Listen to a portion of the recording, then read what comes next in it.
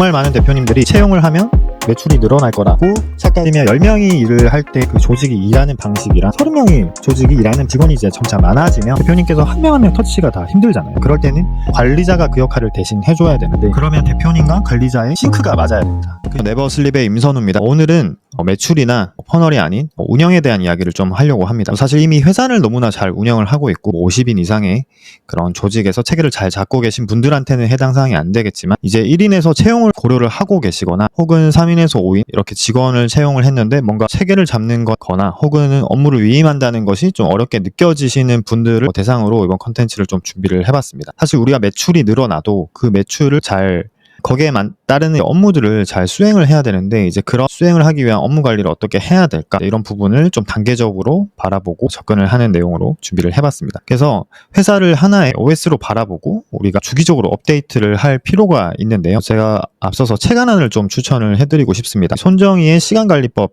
이라는 이제 책인데요. 이 책은 손정희 비서 출신의 사업가가 쓴 책입니다. 손정희라는 사람이 어떻게 시간을 쓰고 어떻게 바라보고 일을 하는지에 대한 좀 많은 힌트가 담겨져 있는 내용인데요. 제가 인상적이었던 부분은 바로 초입에서 손정희 창업자가 처음에 이 책을 쓰신 분이 처음 출근을 했을 때 이런 말을 했다고 하더라고요. 자네 비서의 역할이 뭔지 아나? 비서의 역할은 사장의 시간을 철저하게 효율화해서 어떻게 하면 하루 24시간을 남기지 않고 전부 사용할 수 있을지 생각하는 거라다. 이렇게 이제 말씀을 이제 하신 거죠. 사실 처음부터 내가 채용하는 직원에 대한 목표, 역할을 명확하게 정의하고 들어가는 게 좀 인상 깊었습니다. 그만큼 손정희라는 사람의 시간이 어떻게 쓰냐에 따라 그 성과가 너무나 다르잖아요. 그래서 이 책에서 이제 그런 내용에 골자를 많이 담았는데, 여기 5가지 내용이 제가 느낀 좀 큰 인사이트였습니다. 먼저 내가 가야 할 목표와 수치를 항상 들여다보는 거예요. 그래서 손정희가 항상 이동할 때나 뭔가 남는 시간에는 항상 어떤 한 장이 이제 보고서겠죠. 이제 그 내용을 가지고 지금 마주한 문제가 뭐고 목표를 달성하는데 제일 장애물이 뭐지? 이제 이런 생각을 항상 하면서 다니는 거죠.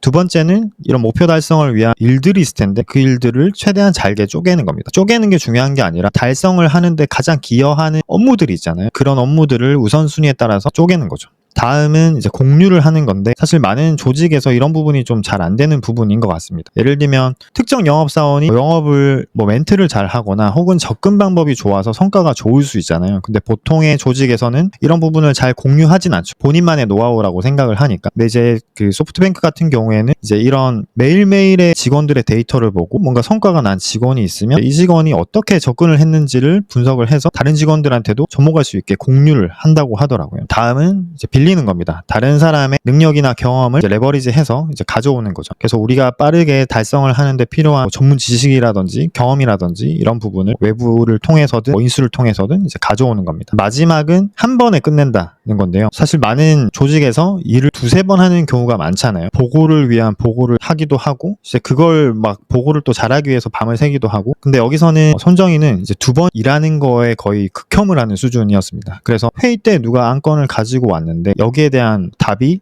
yes or no가 아니고 좀 더 고려해봐야겠습니다.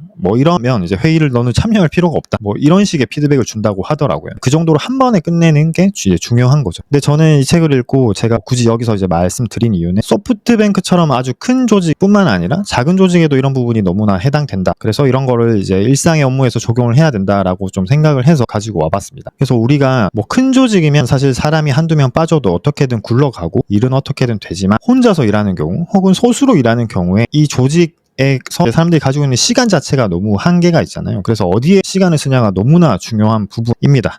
그래서 저 같은 경우만 해도 사실 시간의 구분을 짓지 않으면 내가 어디에 시간을 지금 많이 쓰고 있는지를 모르더라고요. 그래서 저는 이걸 인지한 다음부터는 시간을 5가지로 구분을 해서 기록을 하고 있습니다. 예를 들면 첫 번째는 이제 돈 버는 시간, 그리고 고객을 데려오는 시간, 그리고 제 역량을 강화하는 시간, 그리고 멘탈 건강 관리를 위한 시간, 그리고 이제 다음을 위한 시간인데요. 돈을 버는 시간은 기획을 한다거나 제작을 하고 이제 컨설팅, 강의를 하는데 보내는 시간이겠죠. 고객을 데려오는 시간은 이렇게 유튜브를 촬영을 하고 기획을 하고 블로그 글을 쓰고 이런 시간입니다. 역량 강화하는 시간은 요즘에 툴들이 막 쏟아지잖아요. AI 툴들도 막 그렇고 이런 걸 막 익히는데 쓰는 시간이겠죠. 그리고 멘탈 건강 관리를 위해서 운동을 하거나 산책을 하는 시간도 필요하고요. 그리고 제가 언제까지나 막 컨설팅이나 강의나 이런 걸 이제 하고 싶진 않으니까 정말 나도 좀 스케일업 할 수 있는 비즈니스가 뭔지 이런 고민을 하는 시간을 또 가집니다. 이런 구분 없이 우리가 시간을 보내다 보면 특히 1인 기업 같은 경우에는 이게 함정에 빠질 수 있습니다. 예를 들면 내가 업무를 잘하기 위해서 노션을 배우고 AI를 배우고 사실 이런 시간들은 역량을 강화하는 시간인데 이 본질은 역량 강하지만 사실 개인이 느끼는 느낌은 일을 하고 있다고 착각을 하거든요. 돈을 벌어주진 않지만 내가 일을 하고 있다고 착각을 듭니다. 그래서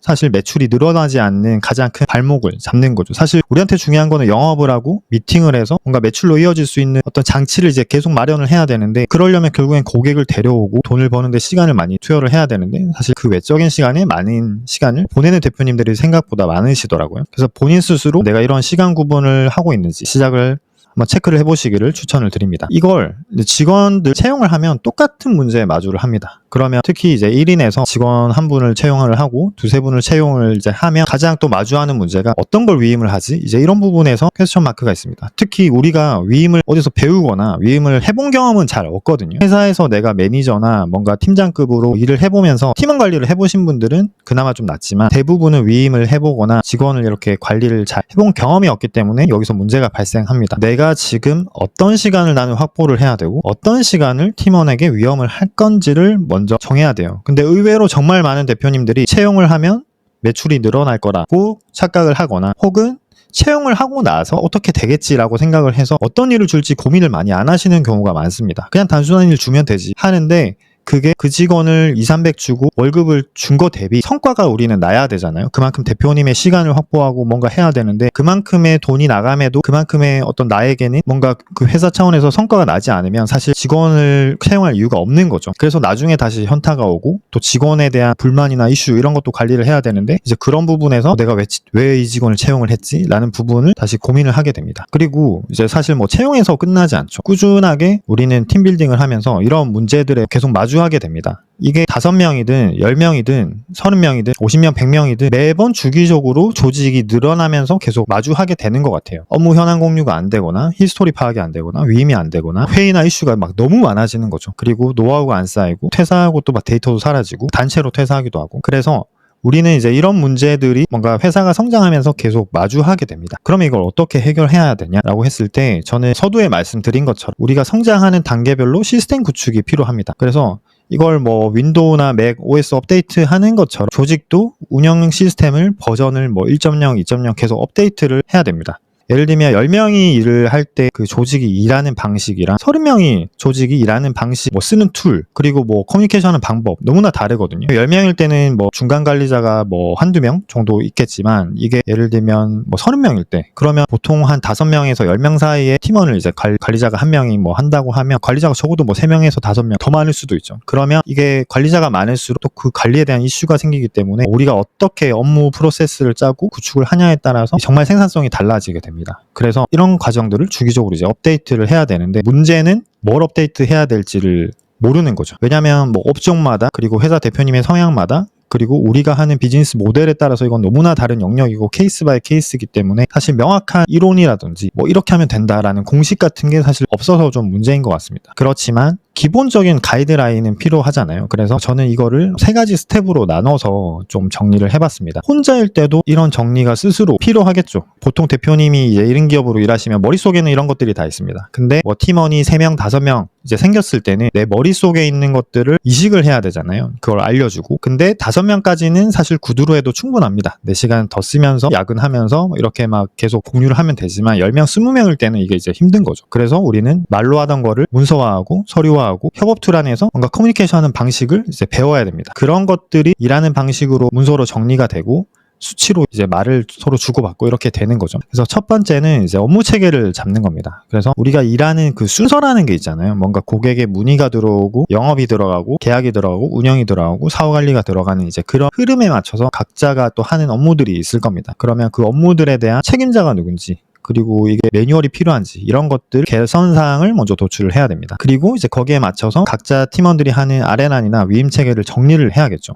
두 번째는 뭔가 팀원이 이제 많아져서 우리 회사에 대한 일하는 기준 이런 것들을 하나 문서로 설정을 하는 게 필요하다. 그리고 업무를 주고받는 것들이 협업 툴 안에서 원활하게 이루어질 필요가 있다. 라고 했을 때 이제 일하는 방식에 대한 문서와 그리고 회사에 대한 정보를 쉽게 찾을 수 있도록 위키를 구축을 하고 담당자별로 필요한 업무를 바로바로 본인이 데일리한 업무를 관리할 수 있게 대시보드를 구축을 한다든지 이런 것들이 필요합니다. 그 다음 단계에서는 미션과 목표에 대한 공유가 필요한 거죠. 이게 5명일 때는 한 명 한 명 뭐 밥 먹으면서 술 먹으면서 우리가 비전이 이렇고 이런 이야기를 할 수 있지만, 직원이 이제 점차 많아지면 대표님께서 한 명 한 명 터치가 다 힘들잖아요. 그럴 때는 관리자가 그 역할을 대신 해줘야 되는데, 그러면 대표님과 관리자의 싱크가 맞아야 됩니다. 그 싱크를 맞추기 위해서 이제 이런 원어원 미팅이라든지 혹은 목표에 대한 설정, 그런 의견들을 계속 이제 얘기를 하면서 우리가 맞춰 나가야 되는 거죠. 그래서 첫 번째로 필요한 거는 대표님 스스로 가야 되는 방향을 잘 가고 있는지에 대한 대시보드가 필요하고요. 두 번째는 내가 생각하는 큰 방향성, 그리고 단기적인 방향성에 대한 거를 팀원들하고 공유할 필요가 있습니다. 이 큰 방향성은 사실 얼마든지 바꿀 수 있잖아요. 뭐 워낙 흐름이 빠르게 바뀌다 보니까. 그렇지만 우리가 3개월 단기적으로 가야 하는 방향성은 좀 비교적 명확한 거죠. 그래서 이런 것들을 우리가 멀리 봤을 땐 저런 방향이지만 단기적으로는 이런 거를 뭔가 마일드스톤에 맞춰서 뭔가 달성을 해야겠다라는 것들이 보일 겁니다. 그래서 이런 식으로 스텝 1, 2, 3를 정리를 해야 되는데, 이 정리를 직원들 혹은 매출이 늘어날 때마다 단계별로 해야 된다는 거죠. 그래서 먼저 현황부터 파악을 하실 필요가 있습니다. 이게 지금 우리 팀원이 시간을 어디 쓰냐, 그 시간을 이제 업무에 쓸 텐데 그 업무가 어떻게 성과로 이어지냐 에 따라서 회사의 성과로 결국에는 이어지잖아요. 그래서 지금 그러면 팀원이 매일 출근해서 퇴근하기까지 어디에 시간을 보내고 있지? 근데 그 시간을 보내는데 너무 비효율적으로 시간을 보내고 있지 않나? 이런 것들을 파악을 해야 되는데, 이제 그 파악을 어떻게 해야 되는지가 사실 문제인 거죠. 그래서 제가 추천드리는 거는 이렇게 뭐 진행하시는 프로젝트가 있을 거고, 그 업무에 대한 카테고리가 있을 거고, 업무에 대한 하나하나에 대한 태스크가 있겠죠. 거기에 대해서 중요도와 수행 시간에 따라서 먼저 수치화하는 게 필요합니다. 가장 중요한 업무는 5점, 가장 중요하지 않은 업무는 1점, 수행 시간 같은 경우에는 가장 많이 걸리는 시간은 5점, 가장 적게 걸리는 시간은 1점. 이런 식으로 좀 주관적이더라도 대표님 혹은 관리자가 봤을 때 걸리는 것들을 이렇게 쭉 적는 거죠. 그러면 우리가 봤을 때 찾아야 되는 것들, 중요도가 낮은데 수행 시간을 많이 잡아먹는 업무들을 먼저 개선을 하면 가장 바로 즉각적인 성과로 이어질 수 있잖아요. 그런 것들을 찾아서 이게 지금 담당자나 의사결정을 하는 사람이 명확하는지부터 파악을 하는 겁니다. 그러면 이게 부서 간에 좀 불명확하다. 그러면 이제 누가 해야 될지에 대한 좀 정리도 필요할 거고요. 그리고 이게 체크리스트가 필요한지, 혹은 매뉴얼이 필요한 업무인지, 혹은 자동화가 가능한 업무인지, 외주가 가능한 업무인지, 그걸 통해서 우리가 수행 시간을 어떻게 개선해 나갈지가 필요한 거죠. 그래서 먼저 우리가 내부적으로 하고 있는 모든 업무를 쭉 펼쳐서 나열을 하는 것부터 해야 됩니다. 사실 이런 것들이 일의 기준으로 따졌을 때 사실 급하진 않은 업무들이에요. 왜냐하면 당장 막 고객사한테 돈이 오가고 막 이런 업무가 아니잖아요. 그래서 급하진 않지만 사실 중요도로 봤을 때는 엄청 중요한 일입니다. 그러다 보니까 대표님께서 많이 이들 미루시는 일인데, 이런 것들은 저는 시간을 꼭 내셔서 따로 고민을 하는 시간을 확보하시길 꼭 추천드립니다. 뭐 주말이든 혹은 새벽 시간이든 이런 시간을 별도로 하셔서 내가 이번 주에 정리한다, 이번 달에는 이거 정리해서 간다, 뭐 이런 식으로 꼭 하셨으면 좋겠습니다. 그리고 이제 뭐 이런 것들을 사실 가장 많이 활용하시는 게 뭐 노션 같은 툴이나 혹은 다른 이제 업무 툴을 많이들 쓰시는데요. 그래서 초반에는 뭔가 이런 게 우리가 정리가 안 돼 있다라고 했을 때는 기본적으로 이런 것들을 정리를 하셔야 됩니다. 프로젝트 관리가 어떻게 되고 있는지, 그리고 회의록, 이런 기록 관리들은 사실 내부적인 회의가 될 수도 있고 외부적인 회의가 될 수도 있는데, 외부적인 회의 같은 경우에는 이제 기록을 통해서 서로 오해가 없도록 우리가 이해한 바가 맞도록 하는데 엄청 많은 도움이 되고, 그리고 위임을 할 때 이 매뉴얼을 작성을 해두시면 엄청 큰 도움을 받을 수 있습니다. 그게 뭐 내부 직원이 됐든 혹은 외부에서 일을 줄 때든 이런 매뉴얼이 있으면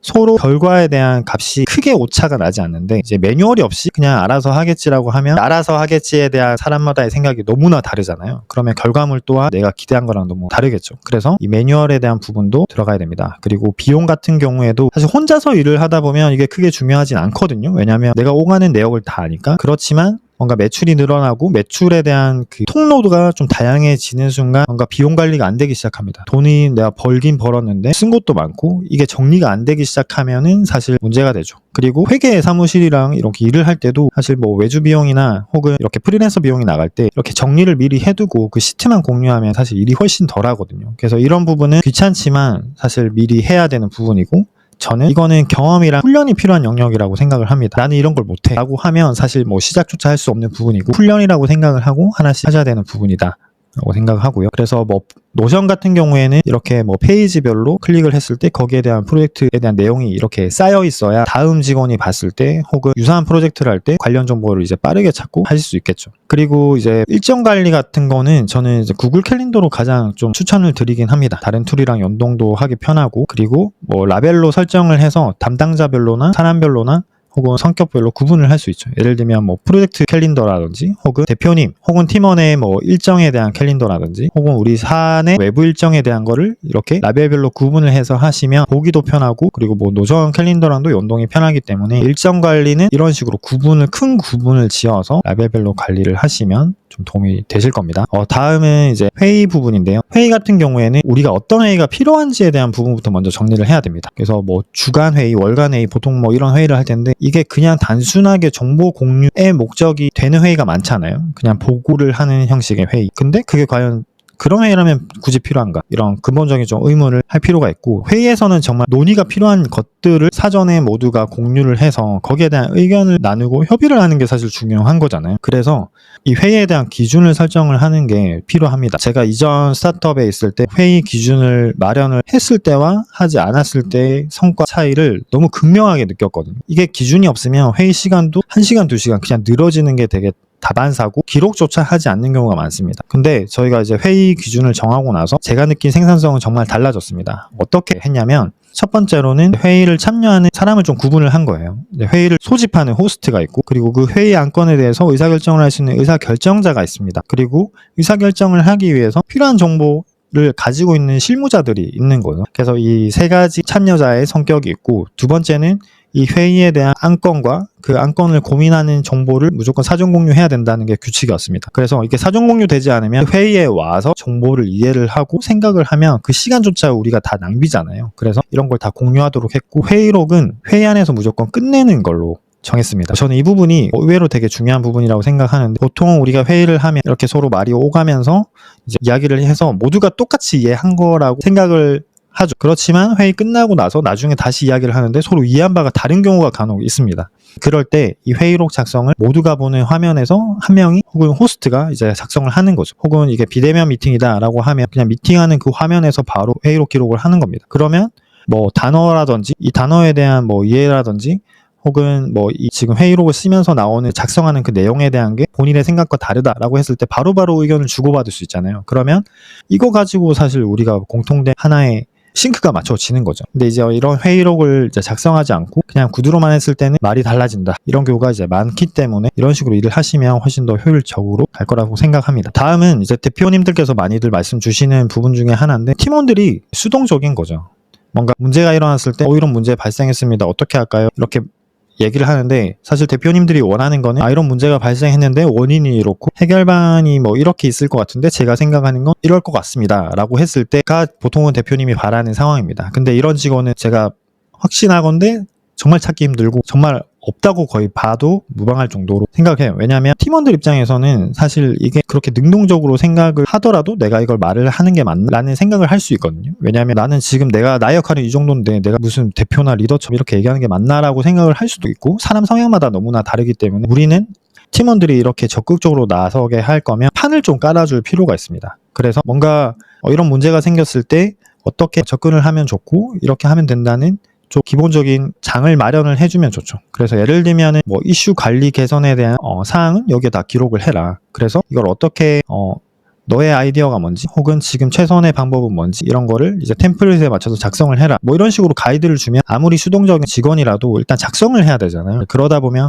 뭔가 지금 상황에서 해야 될 것들을 본인이 생각해서 이제 작성을 하면서 기록을 이제 하는 거죠. 근데 여기서 조금 뭐 적극적인 팀원이 오거나 혹은 뭐 본인의 생각했을 때 문제를 해결하기 좀 힘든 레벨의 문제라고 하면 이제 그런 것들을 이제 우리는 회의 시간에 이야기를 하면 됩니다. 그래서 자연스럽게 기록을 해두고 주간 월간 회의 때마다 뭐 이런 것들을 회의를 한다든지 혹은 정기 워크숍을 통해서 고질적으로 해결되지 않는 개선 문제에 대해서 우리가 어떻게 해결할 것인가 뭐 이런 식으로 가질 수도 있고요. 혹은 매일매일 데일리 랩업 회의를 이제 할 수도 있는 거죠. 퇴근하기 전에 10분 전에 오늘 업무 중에서 우리가 이슈가 이런 게 발생이 됐고 어떻게 해결을 하고 내일은 어떻게 하면 좋을까 뭐 이런 것들을 하실 수 있는 거죠. 저도 처음에 이전 회사에서 그 숙박 공간을 위탁 운영하는 일을 했었습니다. 이제 그때 사실 제대로 된 매뉴얼이 없는 상태였고 이슈가 매번 다른 상황이었기 때문에 매일매일 데일리 랩업 회의를 하면서 오늘은 이런 이슈가 나왔고 이거는 우리가 매뉴얼을 해야 될 것 같다. 혹은 뭐 이런 이슈가 나왔는데 이거는 우리가 고객한테 안내가 나갈 때 미리 이거를 안내에 포함해서 나가야 될 것 같다. 그래서 안내 업데이트 바로 하자. 뭐 이런 식으로 빨리 빨리빨리 개선을 해나갔거든요.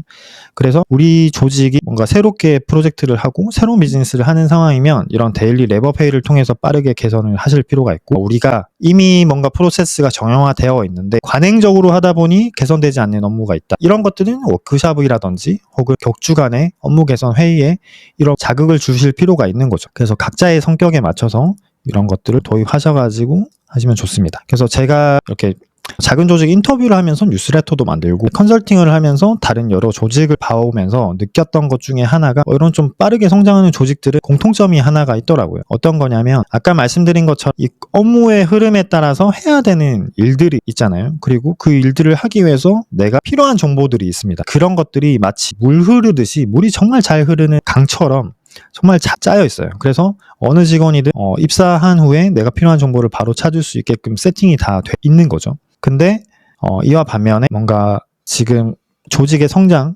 하고 있지만 운영이 잘 안 되는 조직을 보면 이제 이런 부분이 좀 체계가 이제 없는 부분이 많습니다. 그래서 아주 단적인 예로 스토어 업무 매뉴얼이다라고 했을 때 업무의 흐름에 따라서 뭐 이런 식으로 누구나 쉽게 직관적으로 알 수 있게끔 매뉴얼을 구성을 하는 게 필요합니다. 그래서 우리 조직이 좀 업무 체계가 좀 안 잡혀 있고 뭔가 공유가 잘 안 되는 것 같다라고 생각을 하시면 이제 이런 식의 질문을 통해서 개선점을 먼저 찾아가시면 좋을 것 같아요. 그래서 요거는 제가 동영상 설명란에다가 링크를 붙여 놓겠습니다. 그래서 신청해 주시는 분께 요거는 요 템플릿은 안내가 나갈 거고, 앞서서 말씀드린 요 시트도 같이 공유해서 신청을 해주시면 공유 드리도록 하겠습니다. 우리가 이제 어느 정도 그러면 업무 체계를 잡고 나서는 어떤 협업 툴로 어떻게 써야 될지 이런 흐름들이 이제 나오는 거죠. 그러면 이런 것들을 시각화, 구조화해서 이렇게 보여주시면 좋습니다. 뭐 결제가 되고 나서 매출 현황이라든지 이런 것들은 어디서 보고, 커뮤니케이션 소통은 어떻게 하고, 프로젝트나 뭐 업무 기록은 어떻게 하고, 그 외에 뭐 이해관계자들은 어떻게 소통을 하는지 이런 거를 한눈에 좀 보여주시면 좋고요. 그리고 우리가 회사 전체적으로 뭔가 일하는 방향에서 회사의 전사적인 목표가 있을 거고 개인의 목표, 부서별 목표가 있습니다. 그러면 이제 이런 것들을 체계적으로 정리를 하려면 좀 저는 회사 대시보드의 형태가 하나가 필요하고, 그리고 담당자의 어떤 대시보드가 필요하다고 생각을 합니다. 그래서 이게 들어가는 뭐 구성 요소는 다 다르겠죠. 그래서 회사마다 특성을 좀 담으셔서 이런 우리 회사에서 필요한 정보들이 어떤 거고 어떻게 구성을 하면 될지, 그리고 담당자들은 어떤 정보가 필요한지를 구축을 하면 좋습니다. 이게 여러 사례들을 보면 사실 대표님들은 필요한 정보를 다 넣었어요. 다 넣었지만 팀원들은 이걸 잘 보진 않거든요. 그리고 어떤 정보가 어디에 있는지 사실 잘 못 찾기도 합니다. 왜냐하면 노션의 특성상 뭔가 페이지가 너무 많아버리면 찾는 게 또 일이 돼버리거든요. 그래서 저는 이런 뭔가 구축을 한다라고 하셨을 때 일단 가장 시작할 때는 가볍게 하시기를 좀 추천을 드립니다. 그래서 너무 많은 걸 한꺼번에 때려 박았을 때는 사실 또 그 정보를 찾기도 어렵고 직원들이 이걸 이해를 하는데 또 시간도 걸리기 때문에 가볍게 시작하시기를 추천을 드리고요. 저는 이전에 협업을 할 때는 이런 식의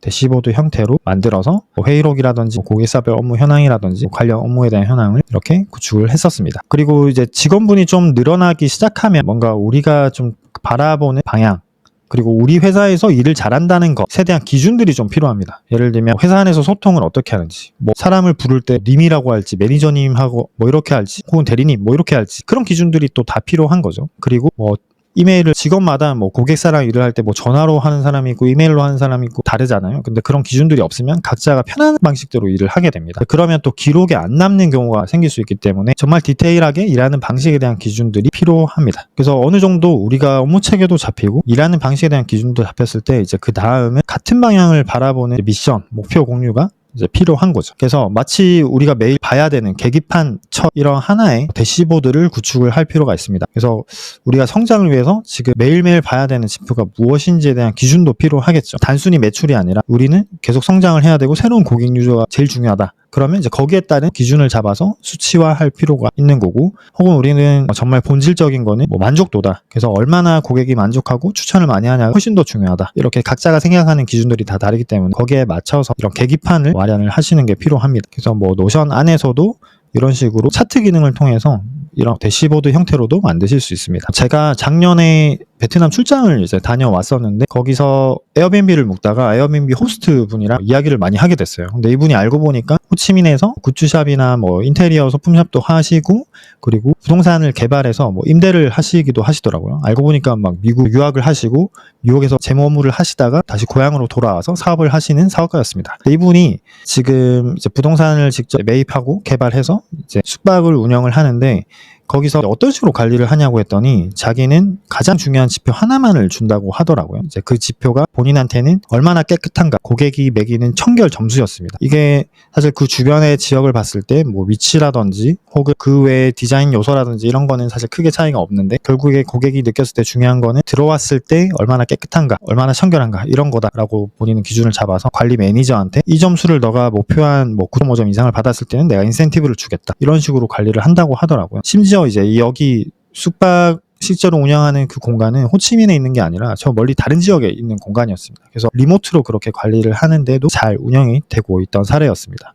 그래서 그만 정말 우리 회사가 혹은 우리 사업이 운영을 하는데 가장 중요한 지표가 무엇인지를 알고 그거를 잘 관리를 하는 게 중요하다라는 어떤 단적인 예시인 것 같아서 공유를 드렸고, 다음은 제가 만난 다른 이제 대표님의 사례인데요. 베트남에서 마케팅 에이전시를 하는 대표님이었는데 원어원에 대한 중요성을 엄청 많이 이제 언급을 하시더라고요. 그 이유가 특히나 이제 외국인 직원이다 보니까 일하는 방식도 좀 다르고 생각하는 패턴도 좀 다르잖아요. 그러다 보니 뭔가 이 직원이 생각을 했을 때 마주하는 문제점들에 대해서 본인이 캐치를 하지 못하면 비효율이 너무나 많이 발생을 하는 거죠. 그래서 원어원을 통해서 직원이 만약에 업무 맥락을 잘못 파악을 했거나 했다면 이거는 어떤 배경에서 고객사가 요청을 한 거고 이런 걸 고객사에서 중요하게 생각한다, 이런 맥락을 짚어주거나, 혹은 뭔가 업무 프로세스 자체가 잘못 잡혀서 실무를 하는데 사실 너무 비효율적인 업무 프로세스일 수도 있잖아요. 그런 것들을 해결해 주는 게 본인의 역할이다. 그래서 그거를 원어원을 통해서 잡는다고 하더라고요. 그래서 이런 부분도 사실 팀원이 늘어났을 때는 대표님들께서 꼭 체크를 하셔야 되는 부분이다라고 생각을 합니다. 사실